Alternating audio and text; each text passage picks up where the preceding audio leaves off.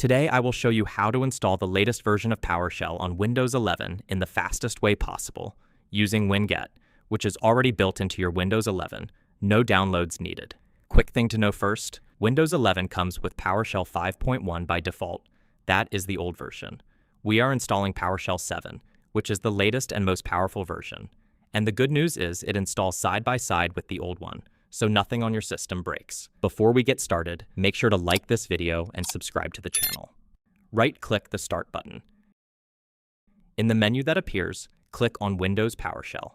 This will open a PowerShell window where we can run our command. Now type this command exactly as shown on screen, winget install, then /, then id, then Microsoft.PowerShell, then /, then source winget. Press enter.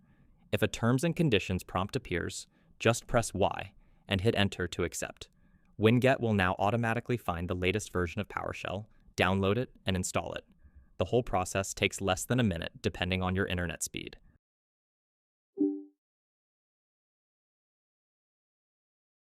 Once the installation is complete, close this PowerShell window. Now here's an important thing to understand. PowerShell 7 does not replace the old PowerShell 5.1. It installs as a completely separate app. So if you open the old PowerShell window and check the version, it will still show 5.1, and that is completely normal. Do not worry about it. To open PowerShell 7, click the Start menu and type PowerShell 7 in the search bar. You will see it appear in the results. Click on it to open it. Now to confirm everything is working correctly, type $PS version table and press enter. You will see a table with version information.